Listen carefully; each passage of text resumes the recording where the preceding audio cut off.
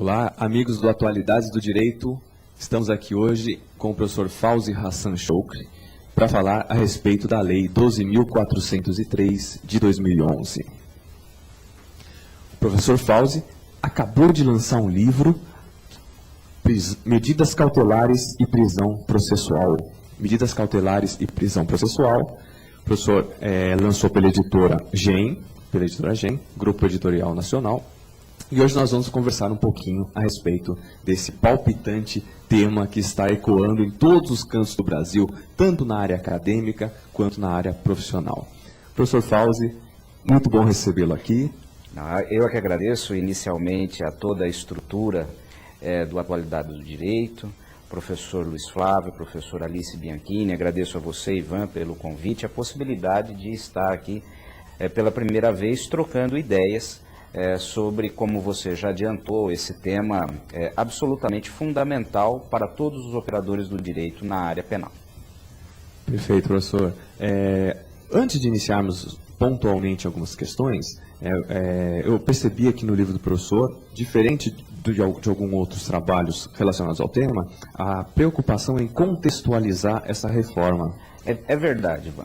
Uma das grandes preocupações que eu tive quando estabeleci essa obra, a estrutura dessa obra, foi a de possibilitar ao leitor compreender um pouco o itinerário que foi seguido ao longo de vários anos sobre a reforma do tema prisão e liberdade, inclusive indo até antes dos trabalhos efetuados pela douta comissão da professora Ada Pellegrini Grinover, remontando em alguns aspectos que me pareceram essenciais até o projeto do início da década de 70, feito por Frederico Marx, que apresentava alguns aspectos muito interessantes e, do ponto de vista histórico, nos ajudam a entender as evoluções e involuções do tema e talvez orientar o intérprete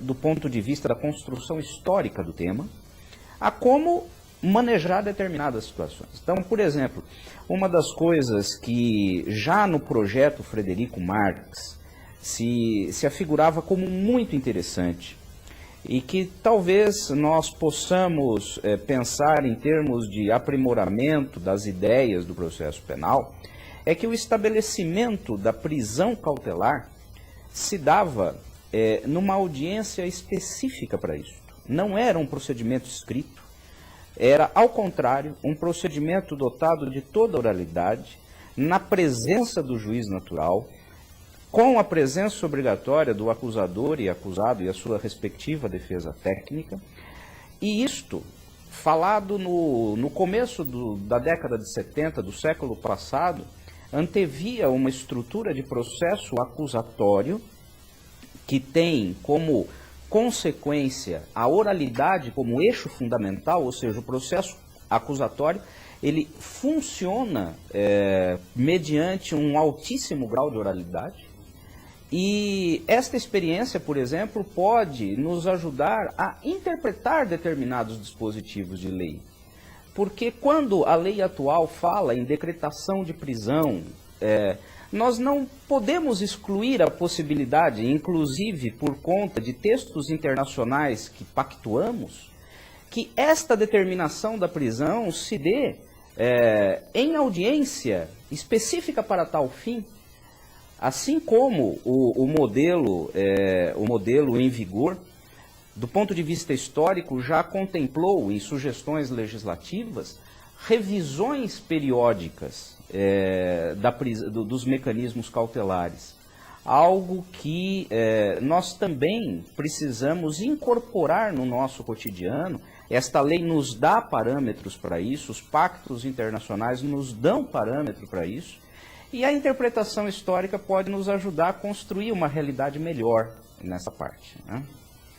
Realmente essa preocupação em marcar uma audiência para definir a situação, se é necessária a prisão ou não, parece que existe algo en passant nessa lei, falando que o juiz fora os casos em que isso não seja possível, ele deve ouvir as partes antes de Exatamente, definir. Ivan. Você toca num aspecto fundamental.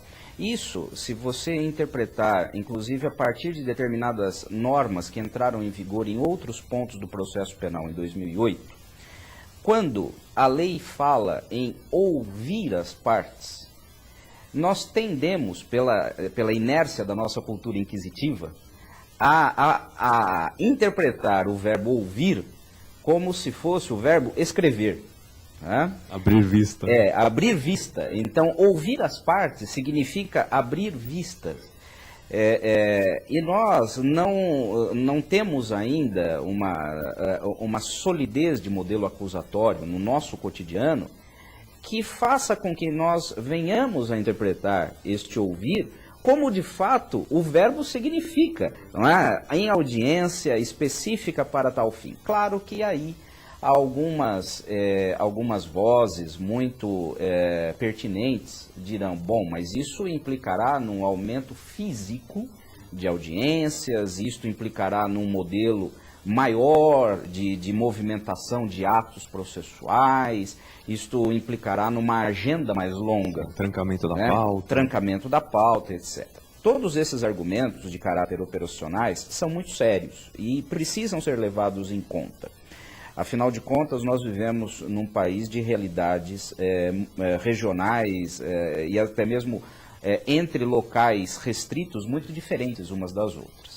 Há situações com maior estrutura, há situações com menor estrutura de funcionamento do Poder Judiciário e do Ministério Público e da Defensoria, onde elas existem.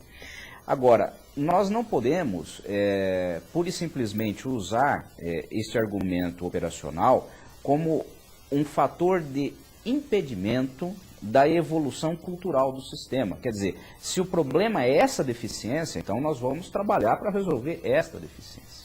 Mas nós não podemos paralisar a evolução das ideias por conta de deficiências estruturais, né? Sem dúvida. Inclusive, se nós utilizássemos o argumento do Brasil não possui estrutura para isso, muitas das mudanças não teriam sido feitas ainda, como, por exemplo, a videoconferência, que não é uma realidade em muitos lugares. O processo digital, que está muito bem evoluído nos tribunais superiores, mas nas primeiras instâncias não. Sim. Então, ficaria assim uma norma programática, só que que o Estado deve investir com algo obrigatório. Exatamente. Você toca em situações específicas do processo, né? A questão da videoconferência, que seria um mecanismo tecnológico, o qual nós já não poderíamos ter aberto mão há década atrás. Nós estamos, na verdade, correndo atrás de um prejuízo tecnológico que hoje tem um custo operacional absolutamente factível de ser absorvido pelo Estado, inclusive por conta de todas as outras economias operacionais que ele faz. Não é? Mas há setores da administração pública que você simplesmente hoje não concebe mais conviver fora da tecnologia, como, por exemplo, o sistema tributário. Hoje é inconcebível que alguém declare, aliás, isso até onde me parece ter chegado ao meu conhecimento, isso não é nem mais possível você fazer declarações em vias físicas como regra, né? E você tem todo outras faces da administração que atuam a tecnologia como indispensáveis, né? É mais do que tempo de nós, então, pararmos de imaginar o processo penal como impossível de evoluir por questões meramente estruturais, né? Isso me parece claro. Vamos aproveitar o gancho da tecnologia para ingressarmos nas medidas cautelares alternativas à prisão, Perfeito. Em específico na questão da monitoração eletrônica, né? Tema tão discutido pela sociedade. Os mais garantistas extremados, eles chegam a ponto de dizer que isso invadiria a intimidade da pessoa, seria um Big Brother constante, todo mundo saberia onde aquela pessoa está. Em contraposição, nós temos presídios lotados com recrutamento do crime organizado, e em muitos casos não é adequado e nem necessário prender cautelarmente uma pessoa. Então, eu gostaria da sua opinião a respeito especificamente dessa monitoração eletrônica que está lá no 319. Muito bem, essa é uma pergunta extremamente valiosa. Eu gostaria de decompor a resposta em algumas faces. Primeiro, me parece absolutamente inevitável que a tecnologia se incorpore ao processo. E nós estamos falando do processo penal, então falemos do processo penal. E esta tecnologia, ela deve se incorporar como forma de produção de atos, e isso para o processo de conhecimento, como forma de controle processual para as diversas esferas de tutela, conhecimento, cautelar, execução penal, e ela pode, a tecnologia, ser atuada como substitutivo a determinadas situações processuais que até hoje nós só conseguimos imaginá-las como físicas. O grande problema que se coloca aí é que nenhuma destas faces pode, de fato, ser atuada fora de uma base de legalidade estrita e esta base de legalidade, de alguma maneira, conferir ofensas à dignidade da pessoa humana. Então, colocadas estas bases, eu acresço a isso o seguinte: no nosso ambiente cultural do processo penal, a maneira como nós enxergamos majoritariamente o processo penal, com as demandas sociais por mais segurança que nós possuímos. E são demandas legítimas, porque nós temos, por vários fatores, um cenário de violência social extremamente acentuado. Ainda hoje fisicamente, a Organização das Nações Unidas faz publicar um estudo comparativo sobre as situações de homicídio no mundo. E no cenário da América do Sul, o Brasil aparece como o terceiro maior índice, apenas atrás de Venezuela e Colômbia. E lembrando-se que, particularmente, a Colômbia tem um cenário de instabilidade político extremamente acentuado. Então, o que isso acarreta para nós? Que, tendentemente, uma medida como o monitoramento eletrônico pode vir a ser aplicada fora daqueles parâmetros estritos de adequação e necessidade para responder a demandas sociais de segurança. Ou seja, em outras palavras, nós acabamos colocando sob vigilância eletrônica quem poderia cumprir um modelo processual cautelar menos agressivo. Tá? Essa é uma característica dessa lei. Essa lei ela causa uma certa expansão do controle de corpos. Tá? E dentro dessa expansão, a vigilância eletrônica, ela, por causa desses fatores fora do processo, ela pode vir a ser atuada de uma maneira mais expansiva do que aquilo que seria necessário. Colocadas todas estas premissas, eu digo para você, Ivan, para os nossos colegas que estão acompanhando aqui essa discussão, que, a priori, esse modelo não é um modelo ofensivo a uma estrutura garantista. A priori, ele pode, ao contrário, significar um mecanismo de não contaminação da pessoa submetida a esta medida com um sistema carcerário muito complicado. Um sistema carcerário com muito mais mazelas do que virtudes. E se quiser levar por esse aspecto, que cada vez mais me parece importante, há uma questão de custo aí sim, que precisa ser observada, e nós precisamos perder, no meu modesto modo de ver as coisas, nós precisamos perder o pudor de entender que um sistema judicial ele tem um custo, esse custo é arcado pela sociedade, e o que nós pudermos fazer para diminuir este custo sem ofender a dignidade da pessoa submetida à persecução, deve ser feito. Deve ser feito.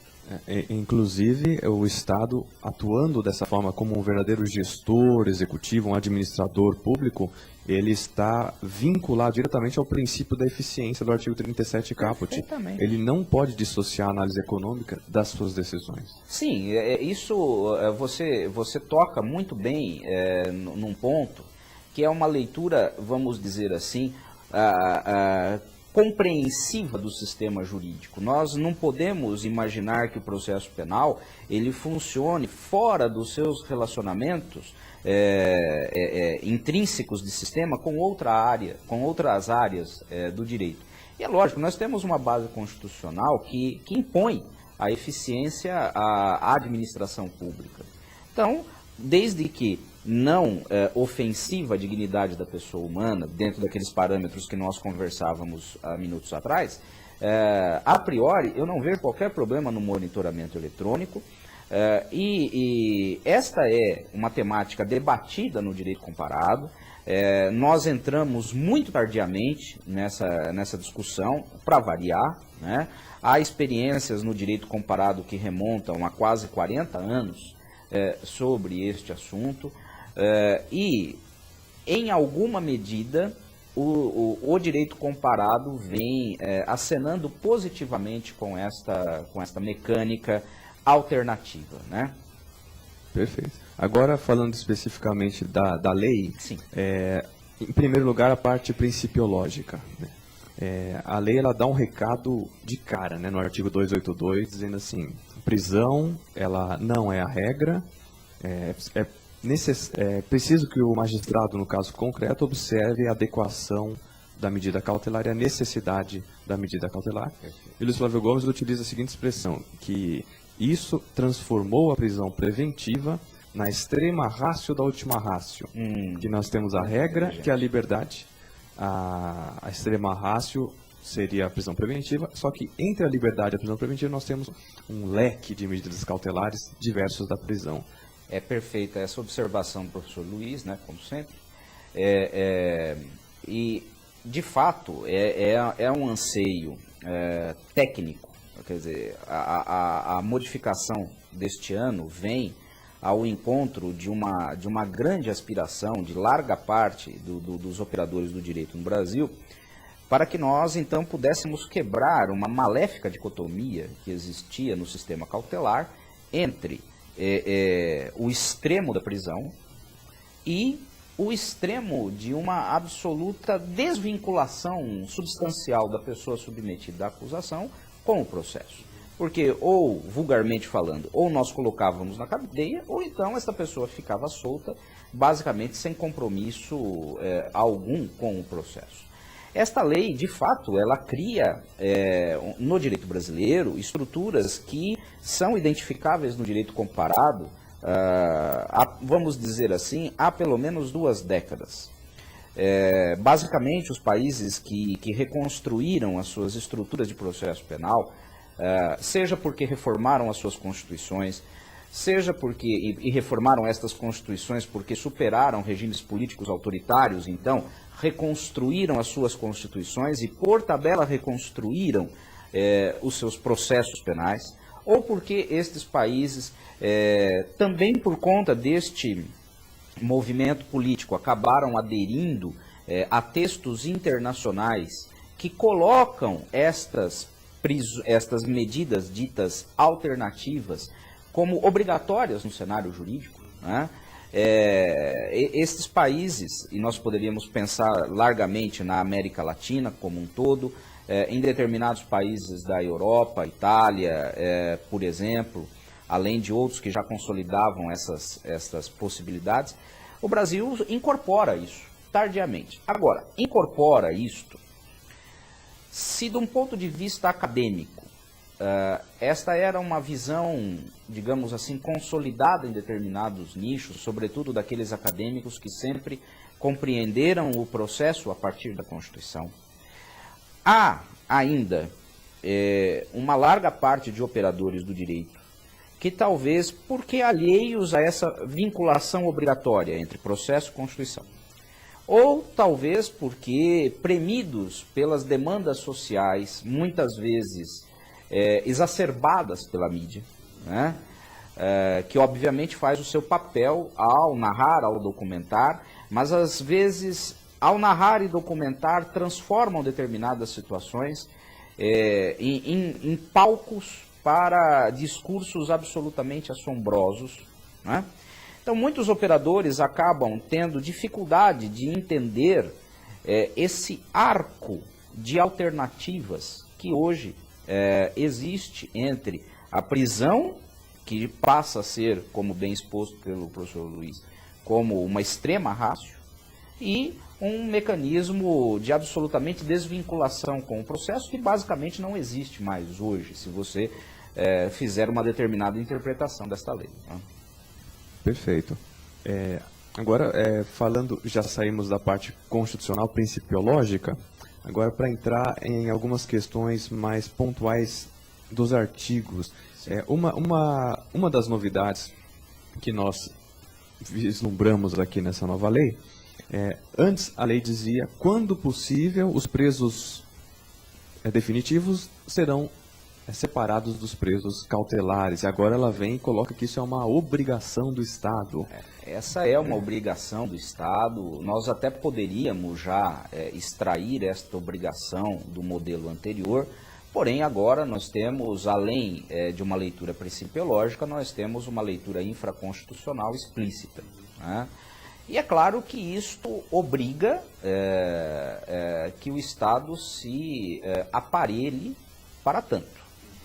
E eu acredito que inúmeros desdobramentos podem surgir desta norma, né? Desde de uma possível vinculação a atitudes de improbidade administrativa pela omissão em providenciar-se as estruturas necessárias. Claro, nós não vamos imaginar que um governador possa ser alvo de hoje para amanhã de uma situação como essa, mas nós podemos imaginar que deve fazer parte da pauta de políticas públicas estabelecimentos carcerários específicos para esta finalidade, né?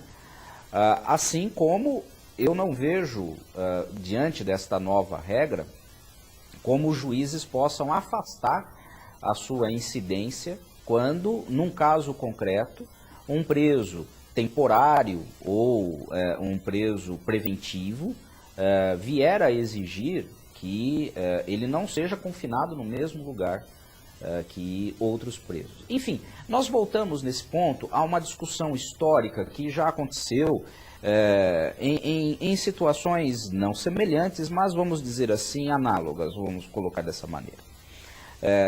Nós já tivemos essa discussão sobre estabelecimentos adequados quando falávamos da progressão de regime, e a tal da discussão da progressão per saltum, quando não havia suficientemente vagas no regime semiaberto. Esta foi uma discussão já havida. Nós temos um problema seríssimo de discussão sobre este mesmo tema, mas numa outra área do direito, que é a questão do confinamento do adolescente infrator durante o período em que ele está submetido a uma constrição cautelar da sua liberdade. Ou seja, nós temos parâmetros já que nós poderemos utilizar para interpretar da melhor maneira possível essa norma. Perfeito.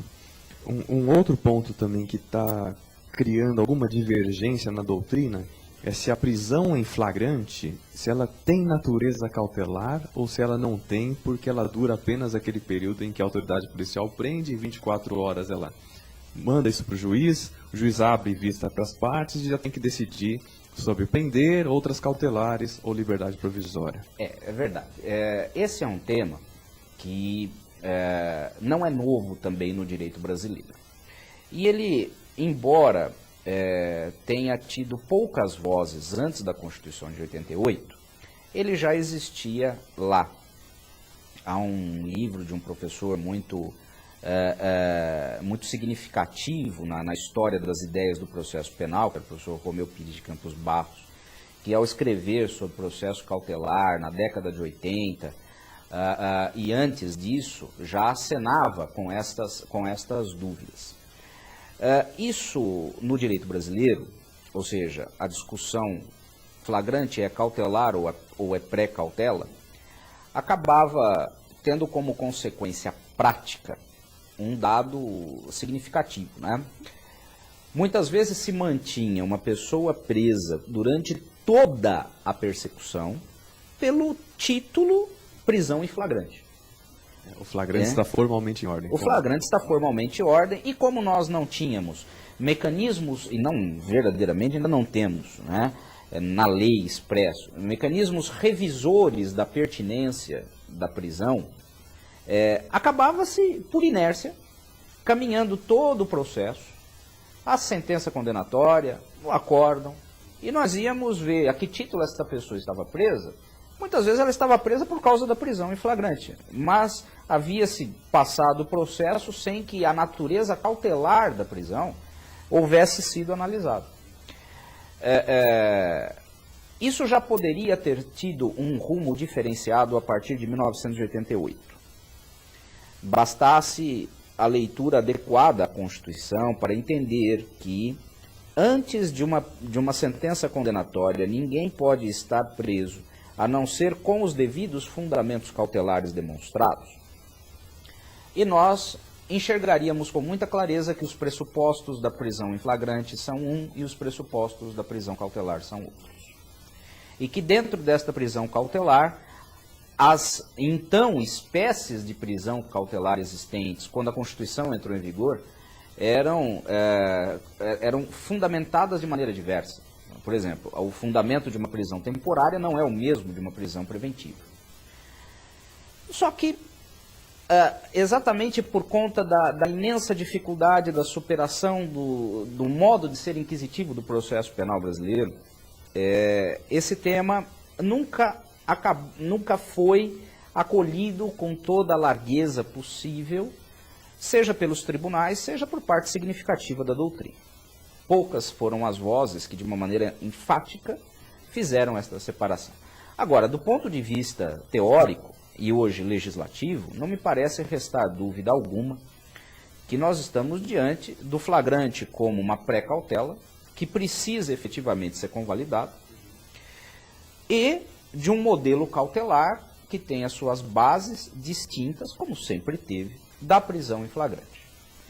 O que me parece que carece de alguma melhor, e agora isso vai precisar ser feito por via interpretativa, de uma melhor operacionalização, é um dado de relevância prática que tem preocupado muitos de nós no Ministério Público,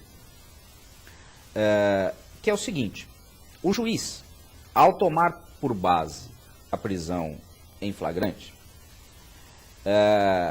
ele fará uma cognição específica sobre a necessidade da manutenção desta prisão com fundamentos cautelares ou a possibilidade de aplicar-se medidas de outra natureza, ditas alternativas. A grande questão que se coloca é quando esse juiz converte o flagrante em preventiva, sem que o Ministério Público tenha se manifestado. Porque isto gera duas ordens de consequência prática muito, muito relevantes. Primeiro, este preso em flagrante pode vir a não ser denunciado. Segundo, esse determinar a prisão de caráter preventivo implica, se nós olharmos o resto da estrutura do Código, implica num tempo menor para a finalização da investigação criminal e um tempo menor para o oferecimento da denúncia. Por isso que no começo da nossa conversa, eu toquei no assunto do projeto Frederico Marques da década de 70, 40, tantos anos atrás. Porque se ao acusador, que no modelo acusatório, cabem as postulações, inclusive em sede cautelar, se a este acusador, numa audiência, fosse dada a oportunidade de se manifestar e a defesa de contra manifestar-se, etc., nós teríamos um outro cenário.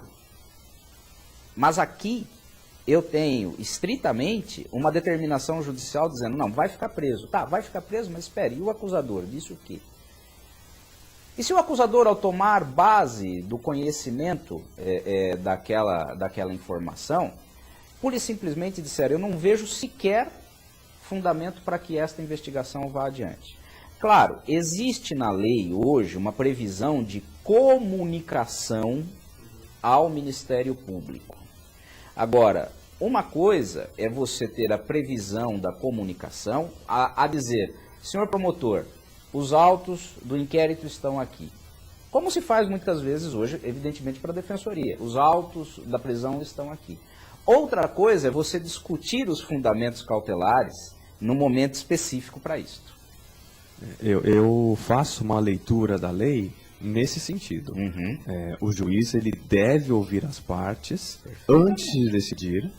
E a interpretação que eu faço desse ponto é a seguinte. O 282, parágrafo 2º, ele veda que o juiz decrete a prisão de ofício na fase investigatória. Perfeitamente. Então, eu acho que essa é uma preocupação que, juiz, o processo não começou, você não é o titular da ação penal, nunca será. Então, o senhor tem que aguardar a manifestação das partes para poder decidir. Essa invocação que você faz, ela é muito oportuna. Porque uma das grandes diferenças estruturais desse modelo foi o de ampliar as vedações aos poderes ex officio do juiz em decretação de prisão. Na estrutura anterior, nós tínhamos uma vedação apenas no caso da prisão temporária, que de uma maneira até muito significativa e raras vezes colocada com devido destaque, a prisão temporária nunca admitia a sua decretação de ofício. Hoje, esse modelo, pelo menos no que diz respeito à fase investigativa, foi ampliado, você tem razão. Nós não podemos ter a decretação de ofício. Agora, uma coisa que a lei cria, e eu até procuro dar algum destaque a isso no pequeno texto que eu produzi, é que, na verdade, nós temos uma tipologia de decisões criadas por esta lei, que precisa ser atentada, inclusive para que nós cheguemos a esta solução que você coloca do ponto de vista técnico. A lei fala em decretação, a lei fala em conversão, a lei fala em cumulação, né? E para cada uma destas situações, nós temos cenários específicos, cenários legais específicos. Né? É verdade. Agora, esses temas são tão interessantes, nós poderíamos ficar horas só dando sobre cada um deles. Com certeza.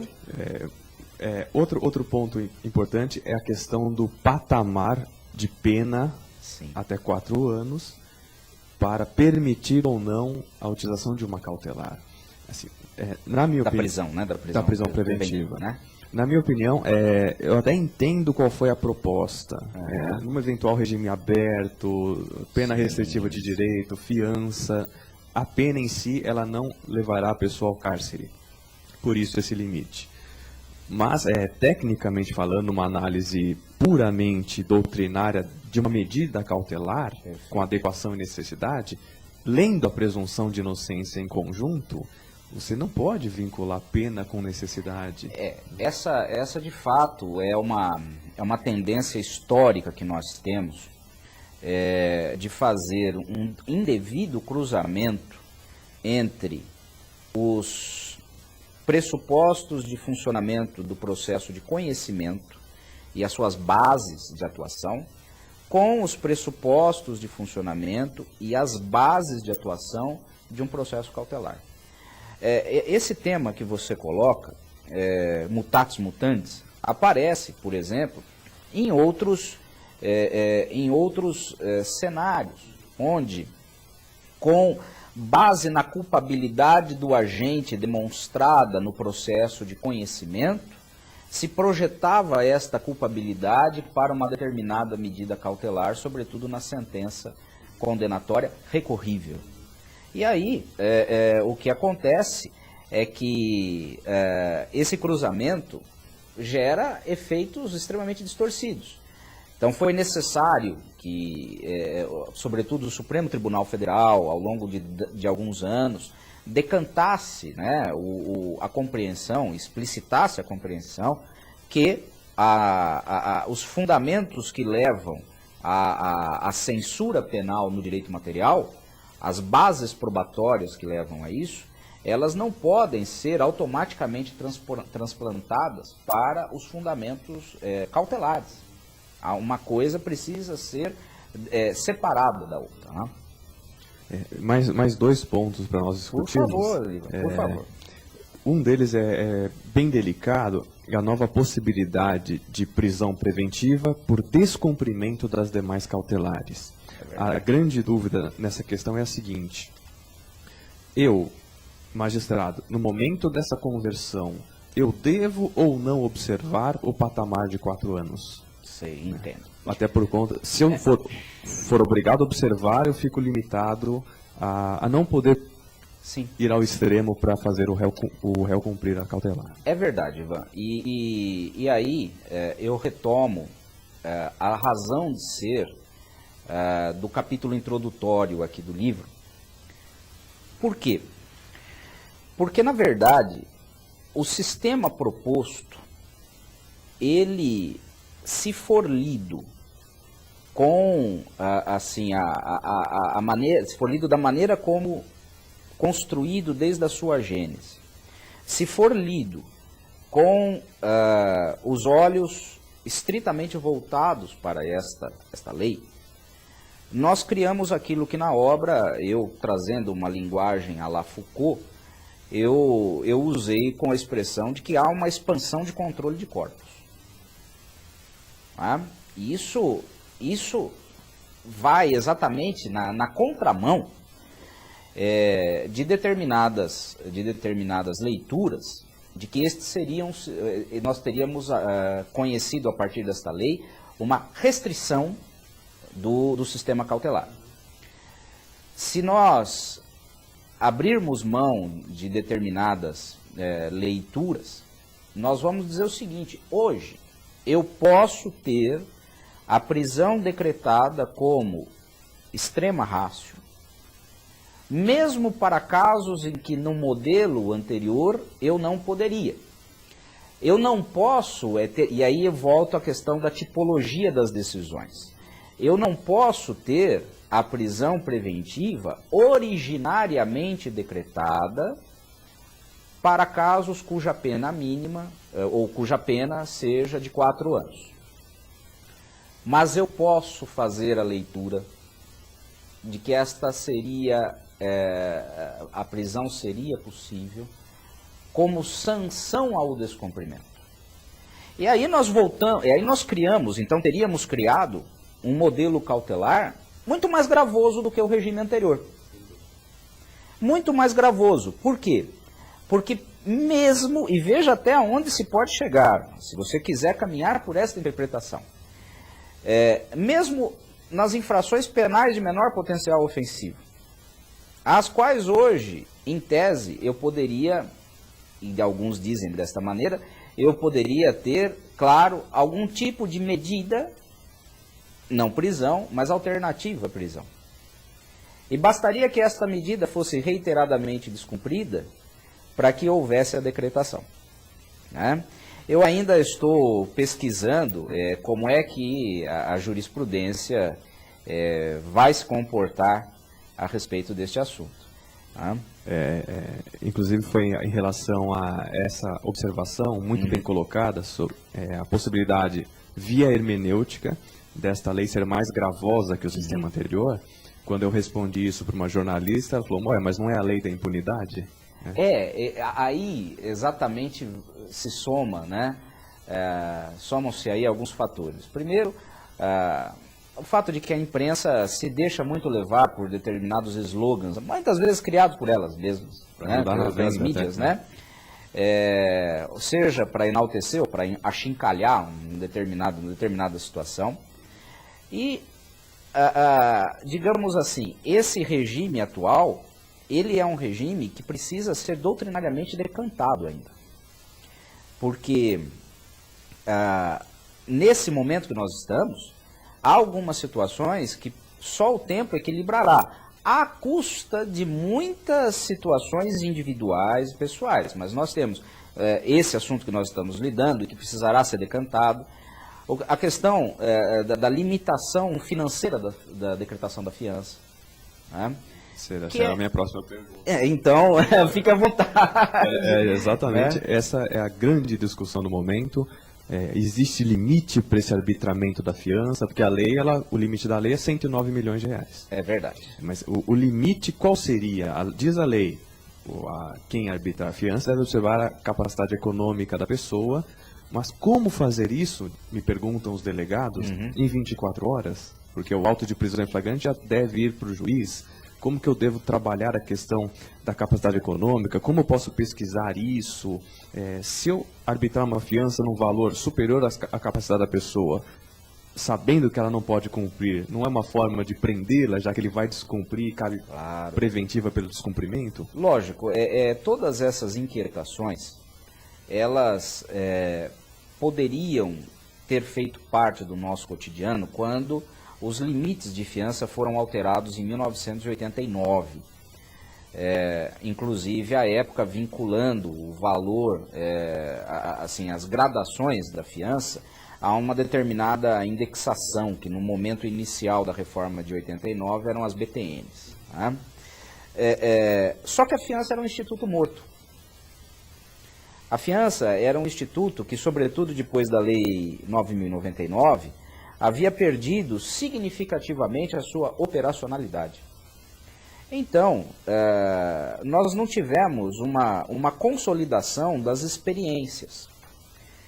E hoje, quando a fiança de alguma maneira acaba sendo resgatada, nós nos deparamos com uma série de dificuldades operacionais para quantificá-la. Não são apenas dificuldades, eu diria, culturais de entendê-la, mas como você coloca nesse diálogo que teve com delegados, e isto é uma grande verdade, que grau de informação se pode obter numa unidade policial sobre a capacidade econômico-financeira de alguém para arbitrar uma fiança equilibrada?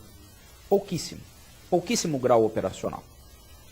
Por isso que eu diria o seguinte: mais do que nunca, a solução haverá de ser dada pelo controle judicial, com um desgaste, evidentemente, grande para a pessoa submetida a esse regime, porque entre a fiança decretada e a revisão judicial do valor, nós teremos aí um lapso de tempo que será maior ou menor de acordo com a estrutura judiciária, de acordo com a capacidade de postulação, ou seja, se você tem um advogado contratado, ou se você está com um defensor público que tem uma bacia de casos idênticos e tenta dar conta deles da maior rapidez possível, mas há um limite físico, né, para a atuação de todos nós.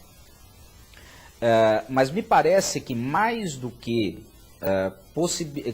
possibilitar uma atuação precisa na polícia, caberá ao judiciário estabelecer determinados parâmetros para a atuação da fiança adequada. Por quê? Porque o judiciário, por exemplo, na revisão da fiança, né, ele sim, o magistrado pode acessar determinados sistemas fiscais, pode acessar determinados dados financeiros, que... isso é rápido via Bacen. Via Bacen, hoje você faz tudo isso. Né? Portanto, as faixas de fiança, elas haverão de ser trabalhadas por via judicial, como dos casos que eu tenho tido conhecimento, embora eu pessoalmente não lide com casos em que a fiança seja uma regra, mas acompanhando por força da vida acadêmica e tudo mais, a gente já tem algumas experiências de redução de fianças arbitradas em patamares assim, nominalmente muito elevados. Nós tivemos um caso aqui em São Paulo de uma pessoa submetida a uma persecução com a fiança decretada na casa de 10 milhões de reais e que caiu para metade disso, embora seja um valor nominalmente estrondoso, né, significou uma adequação àquele caso concreto por via de controle judicial. Né? Perfeito. Infelizmente o nosso tempo ele tá esgotado, mas eu queria agradecer, Fauzi, demais a sua presença. Eu que agradeço. Sempre o bate-papo vira aula, né? Que é isso. Então, novamente falando do seu livro Medidas Cautelares e Prisão Processual, Comentários à Lei 2.403 de 2011. Foi um prazer recebê-lo, suas considerações finais e para nós encerrarmos. Bom, eu agradeço mais uma vez, professor Luiz Flávio, professora Alícia, você, Ivan, pelo convite. E eu acredito que com relação a este tema específico, nós precisaremos de um esforço operacional, interpretativo muito grande para chegarmos rapidamente a um ponto de equilíbrio. Porque pela natureza do tema, cautelaridade do tema, nós não podemos demorar muito para estabelecermos determinados padrões de compreensão, sob risco de criarmos situações profundamente desiguais em pouco tempo em relação à pessoa submetida à persecução. Pessoalmente, acho que a lei traz avanços muito significativos, sobretudo se for lida com o olhar do processo acusatório à luz da Constituição, e algumas coisas que serão decantadas pela doutrina e pela jurisprudência, talvez possam vir no sentido de aperfeiçoá-la num futuro. Tá ótimo, Fauzi. Muito obrigado de novo. Tá, okay. Encerramos aqui o nosso bate-papo, nosso debate, e esperamos que vocês tenham gostado e que possam extrair temas para pesquisa, para senso crítico e aprofundamento, porque como o professor Fauzi bem colocou, eles carecem de um decantamento doutrinário, né, professor? Isso mesmo. Então, grande abraço a todos do Atualidades do Direito. Tchau, tchau. Muito bem.